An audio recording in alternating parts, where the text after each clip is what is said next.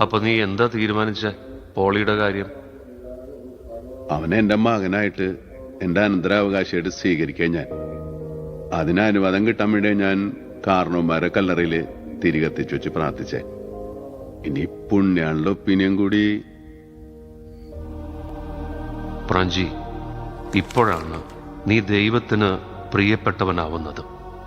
സ്വർണം കൊണ്ട് പള്ളി പണിയുന്നവനല്ല, ഒരു മനുഷ്യ ജീവനെയെങ്കിലും ദുരിതങ്ങളിൽ നിന്നും കരകയറ്റാൻ കഴിയുന്നവനാണ് സ്വർഗരാജ്യത്തിന്റെ അവകാശിയാവുന്നത്. ഇതില് നമ്മള് തോക്കൂലെന്നല്ലേ? എന്താണ് പ്രാഞ്ചി ജയവും തോൽവിയും? ആപേക്ഷികമാണത്. ജയിച്ചെന്ന് നമ്മൾ കരുതുന്നവർ യഥാർത്ഥത്തിൽ ജയിച്ചവരാണോ?